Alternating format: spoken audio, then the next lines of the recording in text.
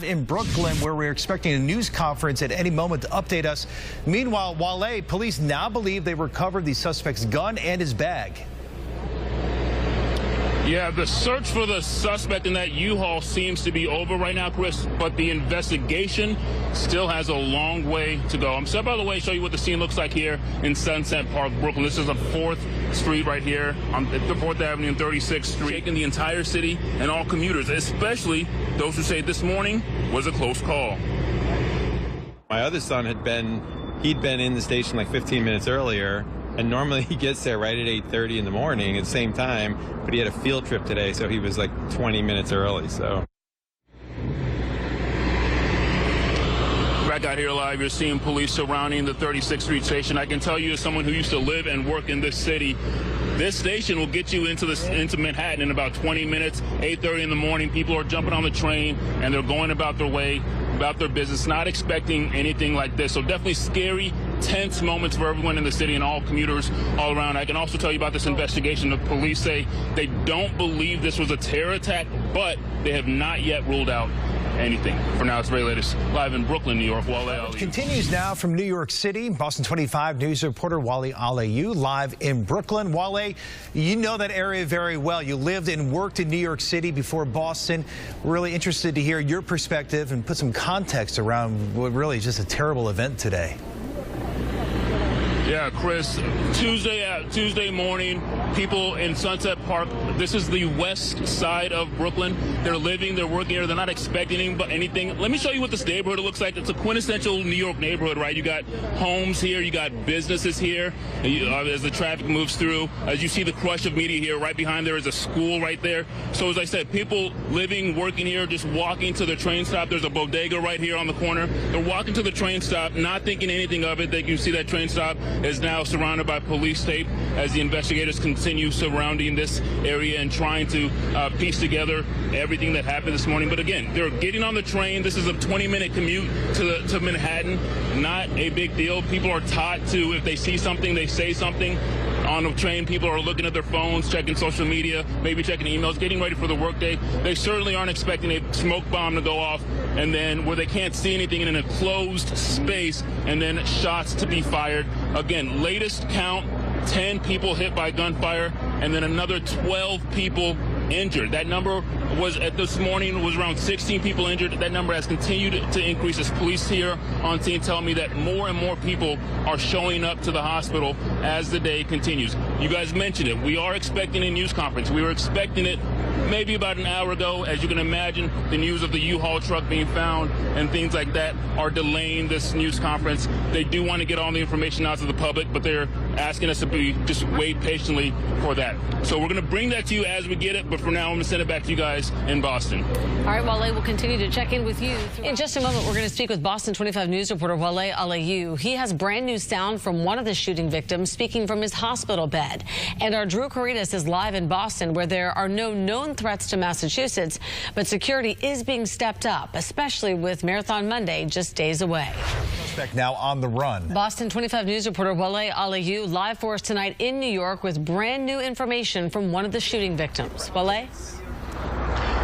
Yeah, good evening, Vanessa. One of those 10 shooting victims. Very amazing interview. We're going to hear from him in just a second, but I want to set the scene for you, give you the most up-to-date information from the scene here on 4th Avenue in Brooklyn. This train station, as you can still see, is still being processed. It's surrounded by tape, surrounded by officers.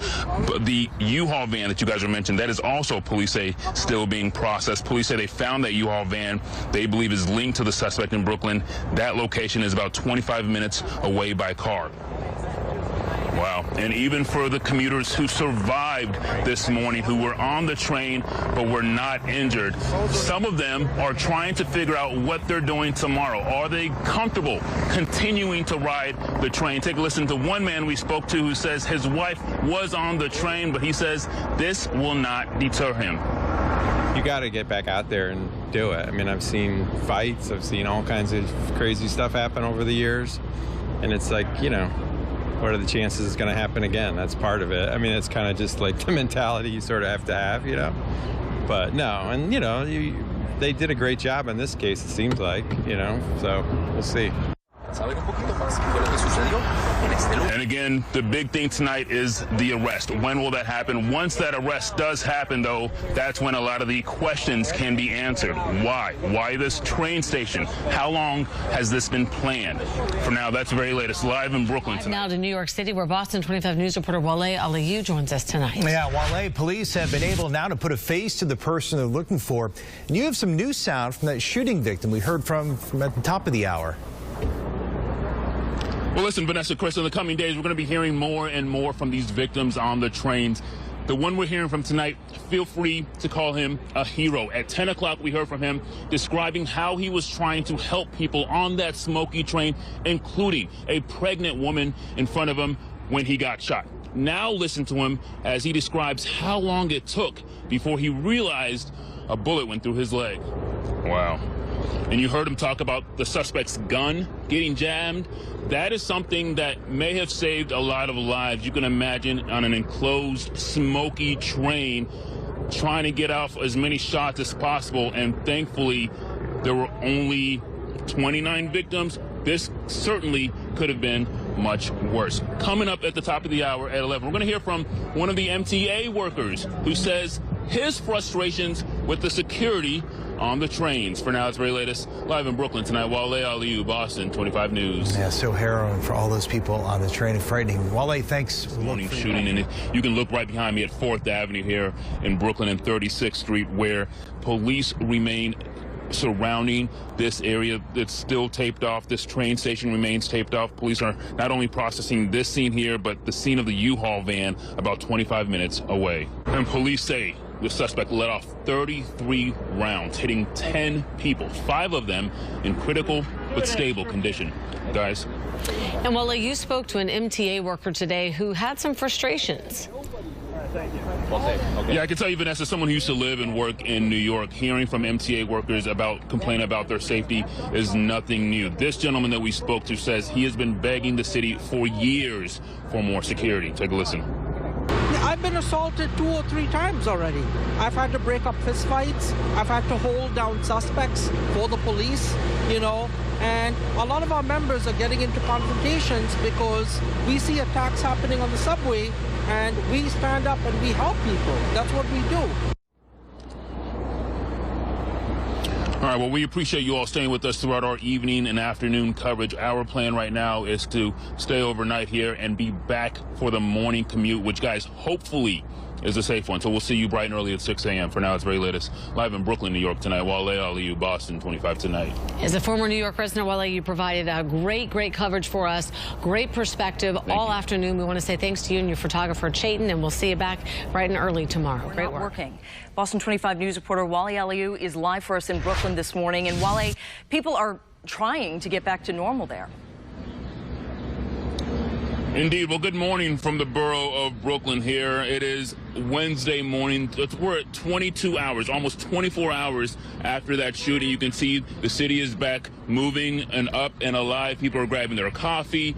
They're getting on their morning donuts, morning coffee, and they're coming down here to see if the train is open. And we can report to you as of about 3 a.m. a few hours ago, things are back open. You're seeing the people walking right down there. This is the DN and R train on 36th Street and 4th Avenue. And now, although there may not be as many commuters today, there are some who are willing and needing to get back on that train. Commuters this morning that we spoke to say they have to get to work today, and they are resiliently getting back on board. It's a normal life. It is what it is. As things happen, you don't expect what's going to happen. Something always seems to happen, but we get there. We get there. We just continue on and continue our normal life. That's what we do. All right, back out here live. This is one of 472 stations in the city of New York. Unfortunately, the city says the cameras at this specific station that would have helped speed up the investigation, they just were not working. However, there are still hundreds of detectives in the city still combing through other video from around the city or even cell phone evidence, video evidence over the last 22 hours. Guys, that's the very latest here in Brooklyn, New York. Wale Aliyu, Boston 25 News. $1,000 to find a person of interest. Boston 25 News reporter Wale Aliyu live in Brooklyn for us this morning with more on the evidence that was found at the scene. Wale?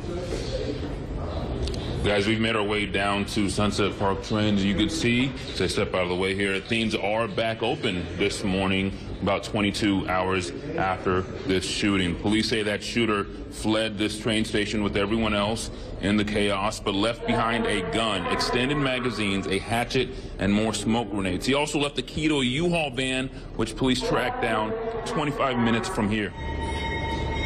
10 shot, dozens more injured, but miraculously, somehow, no one was killed. Now, we've been speaking with people, some of which were on that train yesterday, or at least had family on that train, and others as well. And although not everybody is willing to get back on the train, as you can see, it may be a little bit busier this time on a regular Wednesday morning, but still, a lot of people are choosing to make the decision, hey, I want to get back on board, or maybe I need to get back on board to get to work this morning. For now, that is the very latest live in Brooklyn, New York. Wale Aliyu, Boston 25 News. Brooklyn.